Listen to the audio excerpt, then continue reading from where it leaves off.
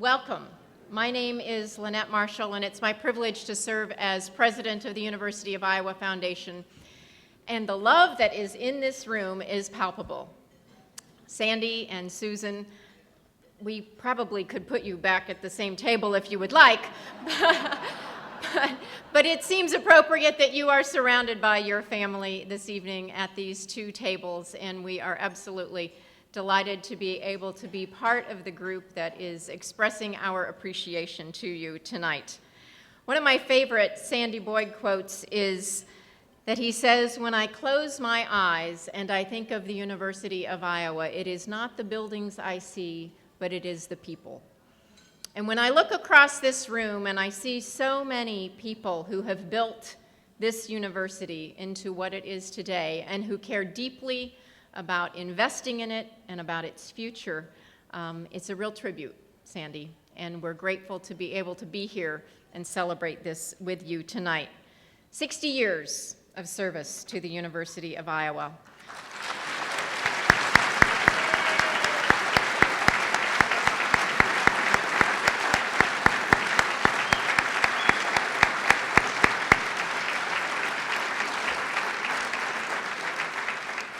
You are clearly surrounded by your family. We're delighted to have them here with you tonight.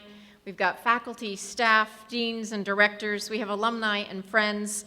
We have members of the judiciary, Judge Michael Malloy, U.S. Court of Appeals for the 8th Circuit. Iowa Attorney General Tom Miller and Solicitor General Jeffrey Thompson are here. Members of the University of Iowa Foundation Board and the Iowa Law School Foundation Board, and many, many other members of this great community who care about you, and we're happy to come together. So Sandy's been a part of this community for many years, played many roles, some of them more than once. We don't all have a chance to do it over, but Sandy did. I would like to speak very briefly about his importance to the University of Iowa Foundation. Sandy was appointed by President Virgil Hancher in 1955 to look at various models as to how universities were raising money. After extensive research at other Big Ten institutions, and you should really ask him about these stories, he traveled by train, stayed in some YMCAs along the way to save money.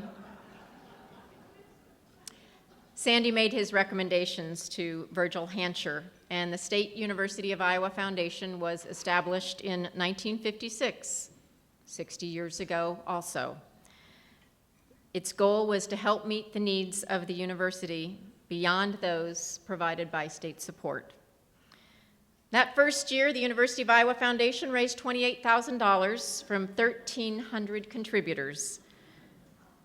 Most importantly, though, Sandy recommended the establishment of our organization that is proud now, 60 years later, to have just surpassed its $1.7 billion For Iowa Forevermore comprehensive campaign goal.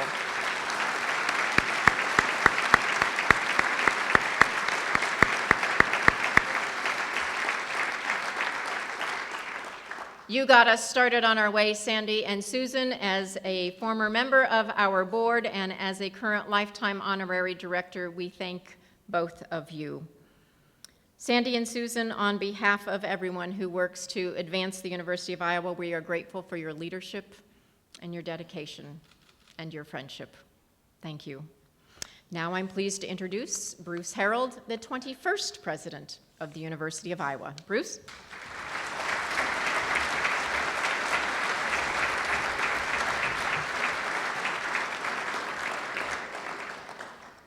Thank you. Sometimes in life, you just get lucky. I joined this campus last fall. There's a little bit of confusion about me and what we're going to do for the next several years. And in the midst of all that confusion, I had the wonderful opportunity to go visit with Sandy. And in that first session, his wise counsel, his list, we've now met enough that I know he always has a list that he's working down in his head. Make sure he gets that through that list. And I know we're not through until he gets to the end of that list. But he's quizzed me, he's pushed me, prodded me, and very appropriately answered questions I had about the job that I'm assuming. I'm just lucky to have someone who's been there and someone who has a sense of perspective about our community, our wonderful institution.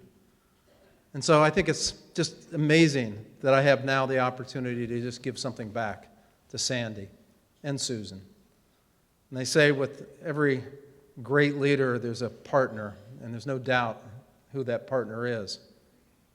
They make a wonderful, wonderful couple. The outpouring of people from not just the campus or town or county, but the state and many people from out of state here this evening for both of you is a tribute to what you've done. And as I can see your smiling faces, just the love that you have not only for the university, but for the people, and the love that they have for you. Some of you have been to some of my tailgate kickoffs last fall, and I had a little tradition because also early on I met Coach Fry, and he passed on to me some of his pithy comments. And in that same spirit, Sandy has maybe more pithy comments than Hayden Fry. And a couple of them I'll just share with you. And they're always short, but boy, do they pack a punch. And I wish I had this ability. Maybe I should have gone to law school after all. But the river runs through the campus. It does not divide us.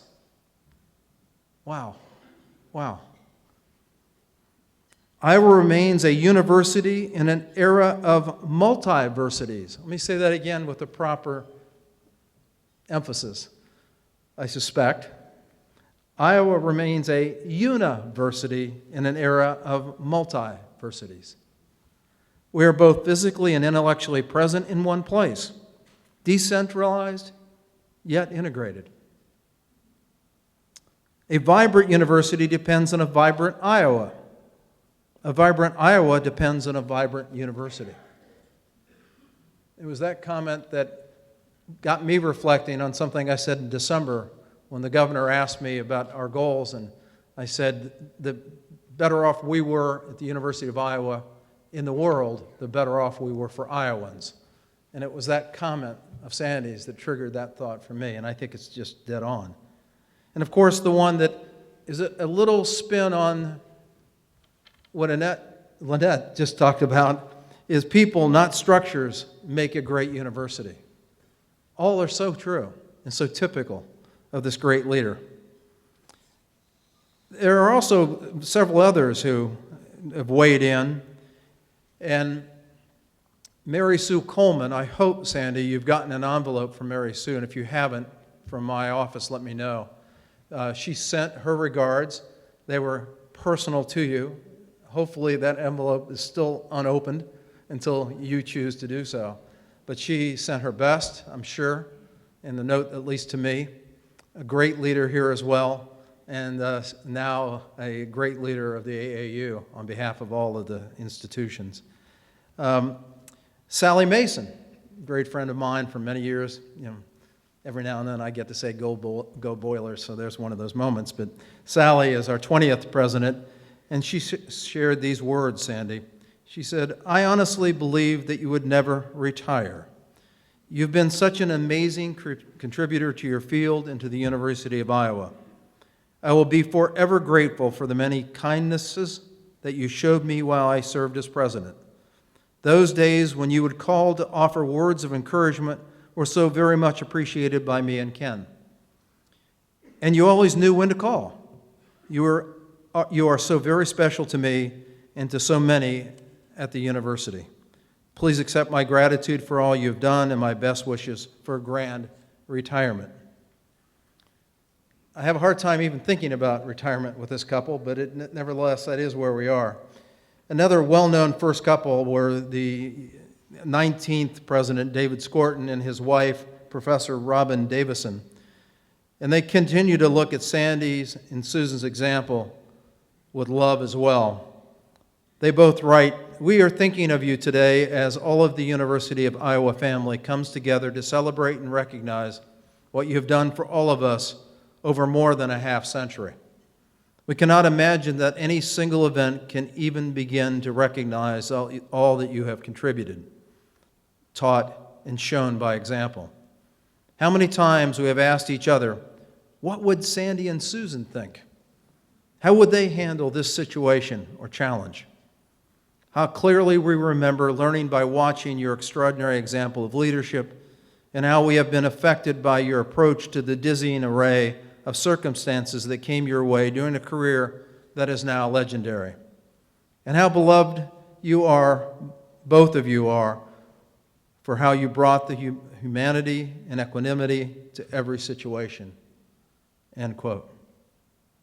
You both embody so much that this university is all about that just even these few comments can't begin to express our appreciation.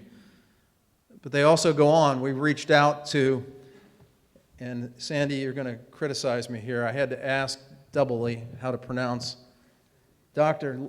La Riviere. Is that close? So Gail, who follows me, Gail,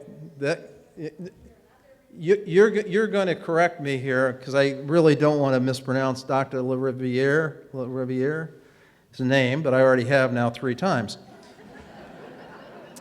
He followed Sandy at the Field Museum in Chicago. And and Mary and I lived in the Chicago area, and I many times went down Lakeshore Drive, and I always wondered why Lakeshore Drive got bumped out into the lake. And the very first meeting I had with Sandy, he told me the wonderful story about how that happened and how he did it.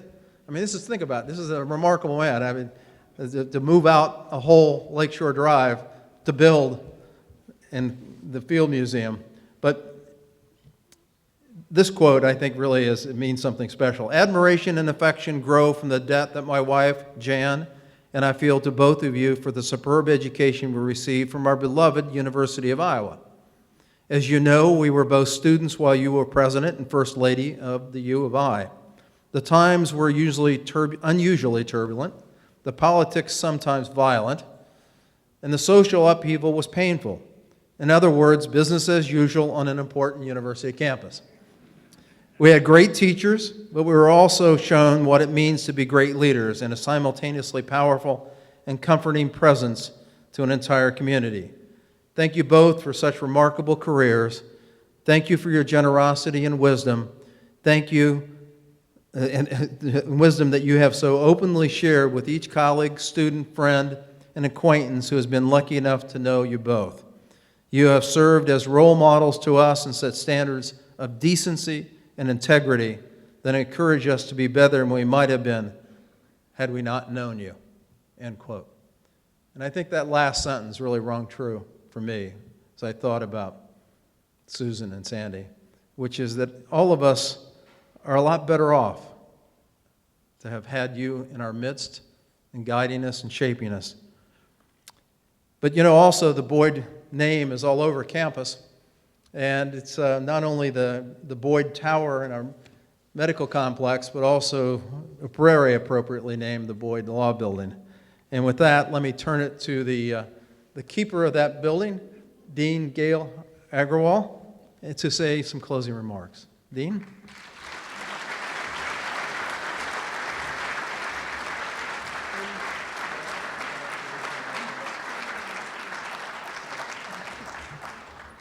So it's always difficult to go third, especially after such great speakers. And I, too, was going to talk about Richard La Riviere, who was very special to me as well.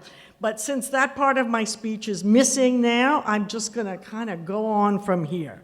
So I do want to say that I am truly honored to say a few words about President and Rawlings Miller Professor of Law Emeritus, Willard Sandy Boyd. As I began, I am reminded of Sandy's admonition that you can never be too brief. And I know now that this is advice that Susan gave Sandy when he was president. Now, you have to keep in mind that I am the law dean, which means I am a lawyer. And I have to say that being brief is a tall order for a lawyer, but I'm going to do my best.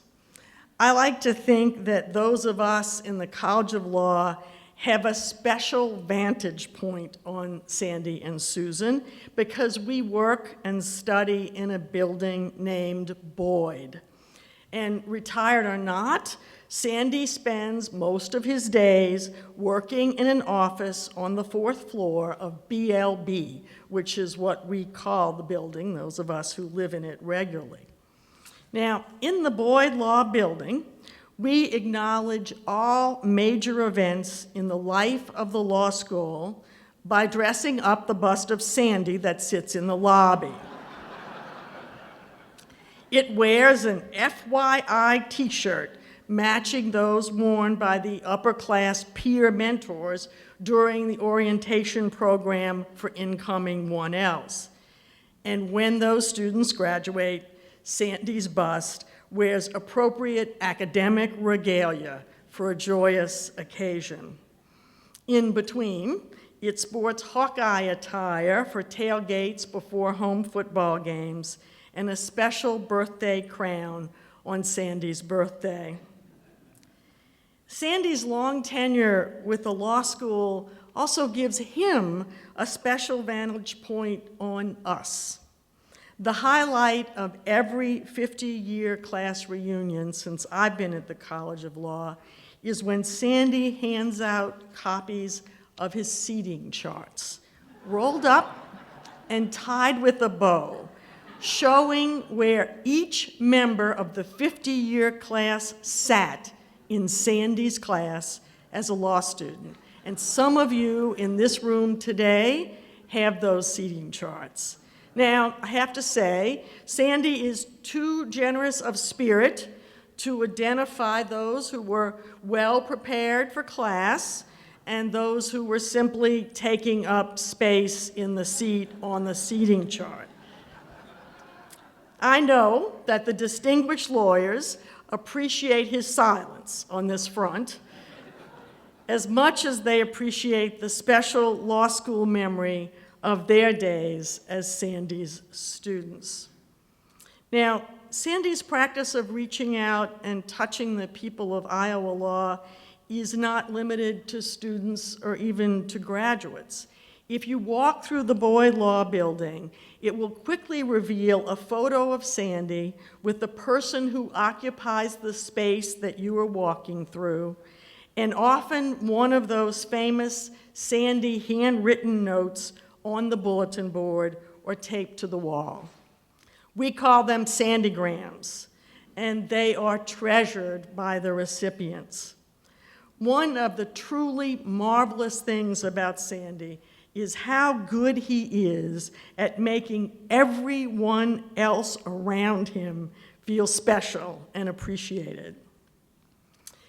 Part of his legacy at the College of Law is the Larned A. Waterman Iowa Nonprofit Resource Center and the Institute of Public Affairs. They are very tangible evidence of his legacy to us. They reflect Sandy's commitment to the state of Iowa and his faith in nonprofit organizations, large and small.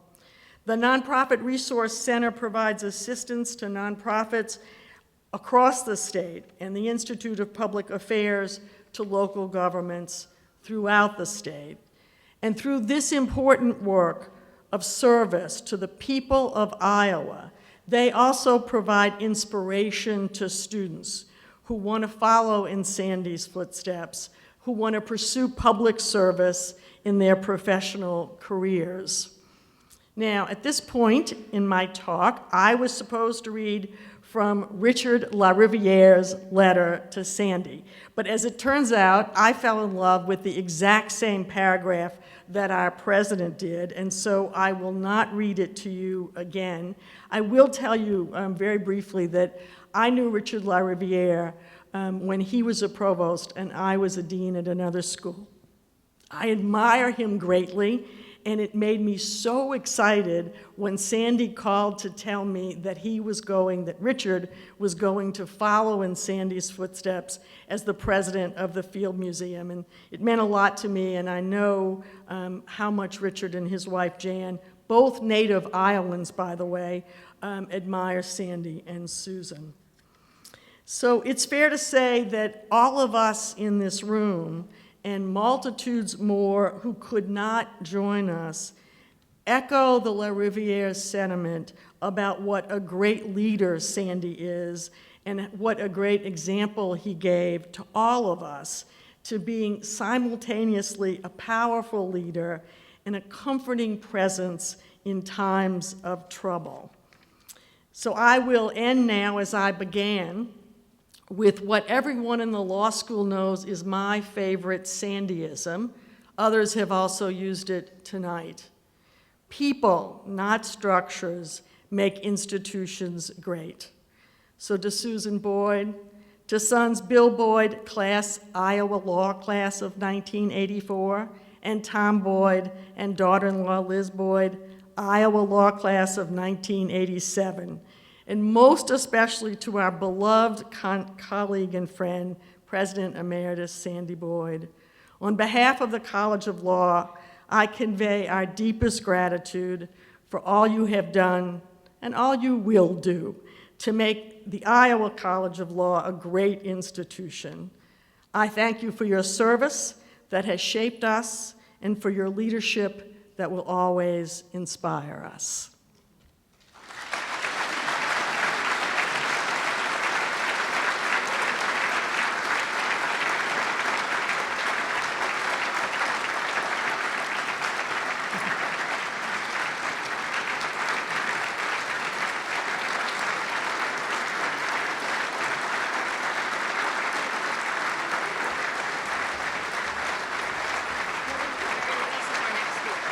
Yes, I know.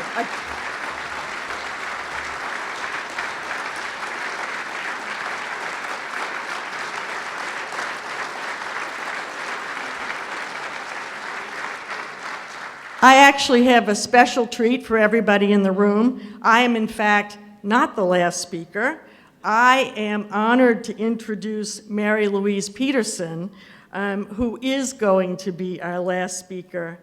Mrs. Peterson has known Susan and Sandy for many years, having served as president of the Iowa Board of Regents while Sandy was president of the university. She and 5 generations of her family have attended the University of Iowa, and she and her husband are generous and loyal supporters. To ensure her legacy at the University of Iowa, the newest residence hall on our campus is named in her honor. So please join me in welcoming our final speaker to the podium, Mary Louise Peterson.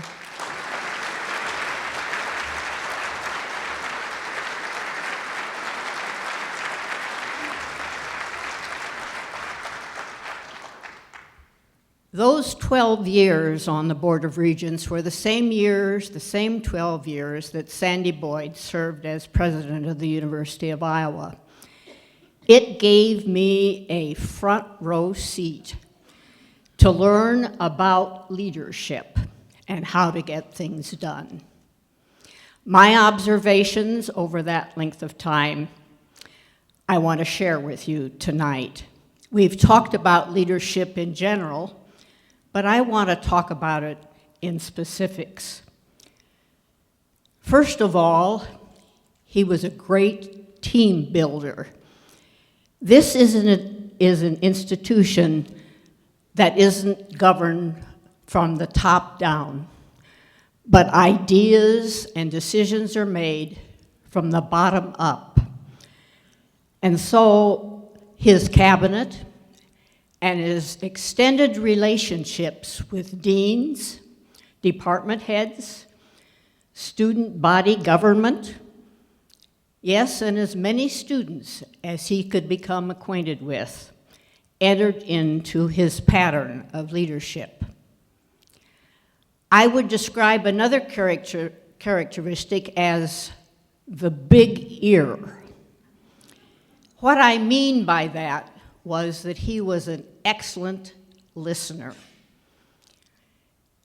One of the pictures that I have in my memory box, in my head and in my heart, is an evening or two that I spent with Sandy listening to students in the dormitories.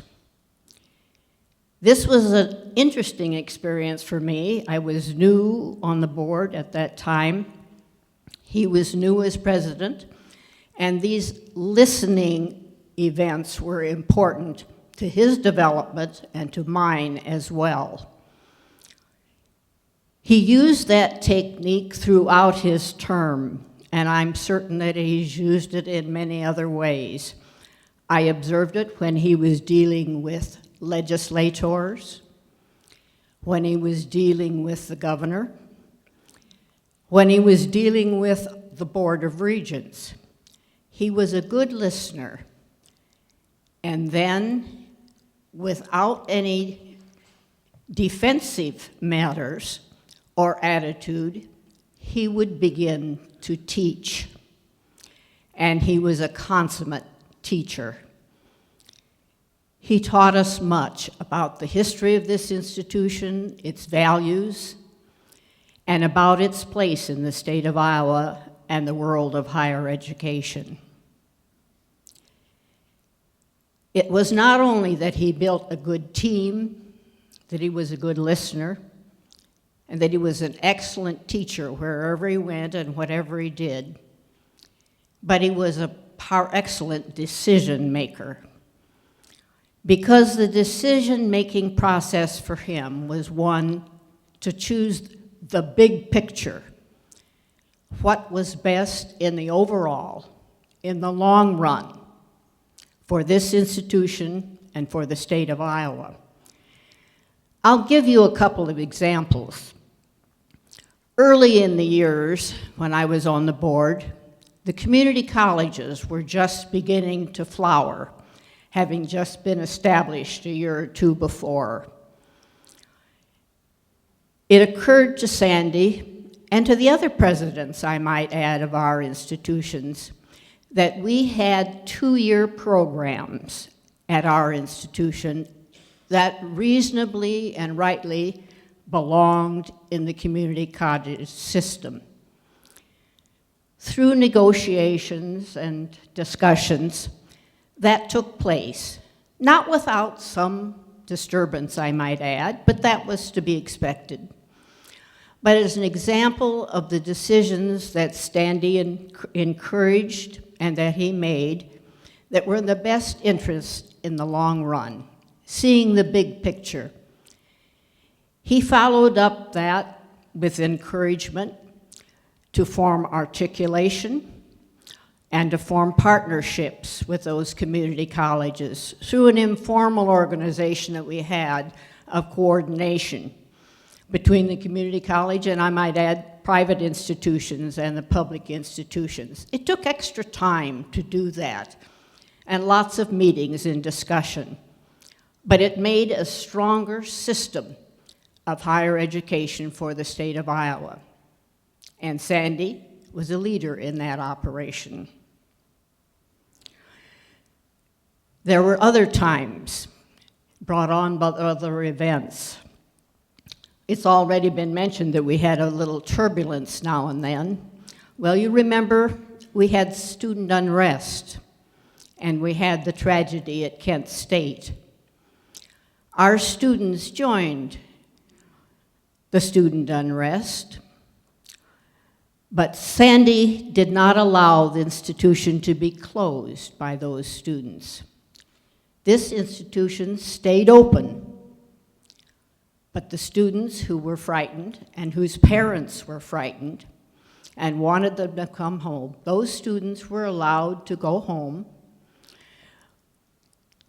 using the grades that they had. It was almost the last week in May at that time, and the institution survived. One of the other institutions that came out of the period of student-run unrest was the decision that our beloved old Capitol, which then was the administration building, because one evening someone managed to light a waste paper basket full of paper with a match, and there was a small strand of smoke coming out one of the windows of Old Capitol. Following that, Sandy began to talk about moving his offices and the central administration out of Old Capitol and elsewhere on the Pentecrest, and to redo Old Capitol and give it the historical significance that it deserved. Oh, it took some fundraising to do so, but we were very proud to celebrate the bicentennial of this state by the University of Iowa's contribution to that celebration by opening the refurbished and historical University of Iowa symbol, Old Capitol. In my memory bank, I have a picture, and I think it'll be with me forever. After we'd had the speeches and so on, we took the key, President Boyd, Governor Robert Ray, and myself as chairman of the Board of Regents, and we went up and unlocked the door and opened it up to the public. And since then, it has been open to the public, with the exception of the circumstances that caused the fire and the destruction, partial destruction of part of Old Capitol, and we had to do it all over again. And it was our pleasure, after a lot of fundraising that I should give Sandy Boyd credit for, and others, fundraising to refurbish Old Capitol, that again, we celebrated opening Old Capitol, Sandy Boyd, former Governor Ray, and myself, and we took the key and opened it for the second time.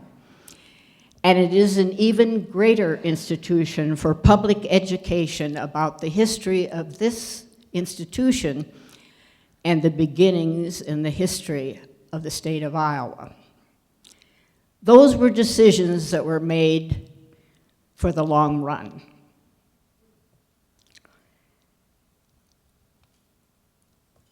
We had shortness of funds, of course. That occurs from time to time because the state was short of money, and we had to not only have a reduced budget, but as I recall, we had to rebate money. We had to give some money back. Those were difficult times. And yet, some of the decisions that were made at that time were far-reaching and important. One of them was the closing of the laboratory school. Oh, there was angst about that. But in the long run, the closing of the laboratory school, using that space for other things, joining with the experiences that students in the College of Education who want to become teachers will have, was improved by placing those experiences in the school districts surrounding Iowa City and beyond. It strengthened our College of Education. It opened up experiences for students that they didn't have with the rather select clientele in the laboratory school for students, and to give the teaching experience that was really necessary to teach in the high schools and grade schools around her. It also established wonderful relationships between the College of Education and the surrounding schools, where extraordinary teachers in those schools had opportunities to learn as they were helpers in the process of teacher education. Another decision that was made in terms of what is, in the long run, the best for this institution, our students, and the state of Iowa.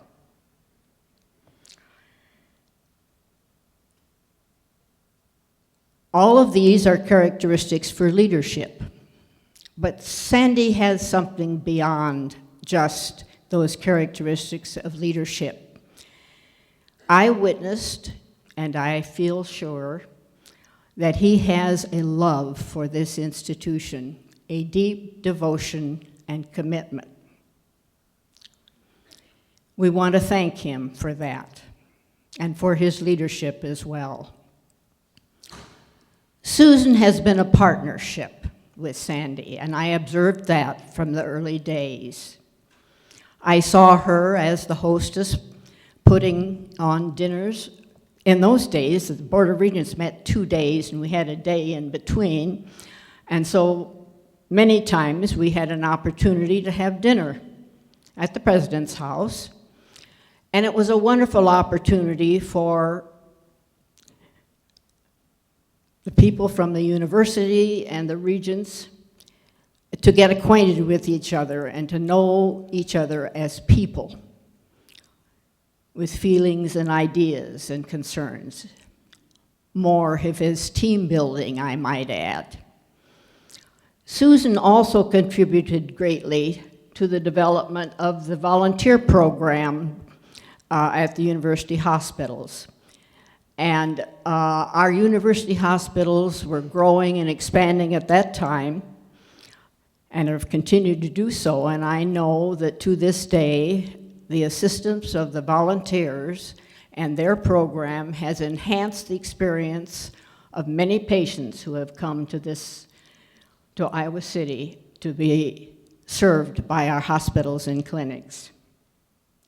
And so we want to say thank you to Sandy and to Susan for their leadership and for their devotion to this institution.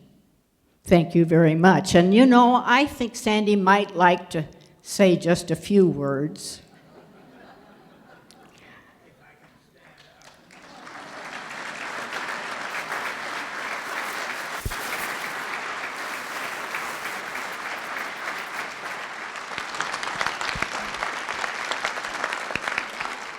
Well, the great thing is that I'm so old I can't stand up for very long.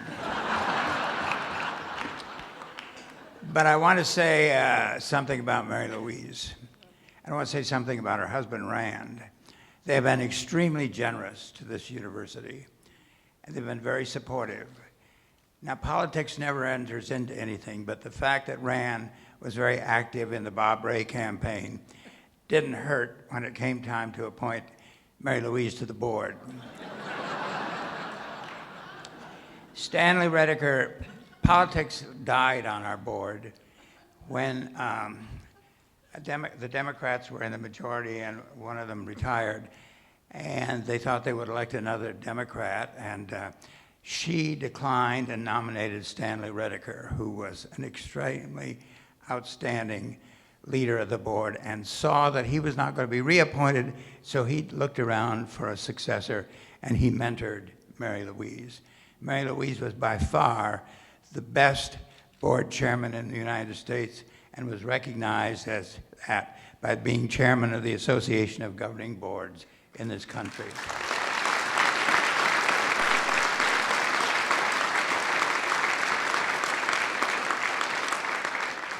Now, it was all very serious, of course. So the reason we did the old Capitol was she said, you can do anything and we'll support you, but if anything happens to the old Capitol, you're out. And then one very grave day, we were sitting in the basement or the downstairs of the Union, and there was a plate glass window. And I was looking at the plate glass window, and this streaker came up and plastered it. And I started to laugh, and she said, don't you laugh anymore. But as you know, I could not have done this without Susan Boyd. She was better at her end of the business than I have been at my end of the business. And she has wisdom in terms of saying to me, keep it brief, you can never be too brief. So let me say again, you know, I do believe strongly that people, not structures, make great universities. And you are the people who have made and are making our university great. And furthermore, I believe that others give meaning to life, and you have given us great meaning to our lives. Thank you for being here.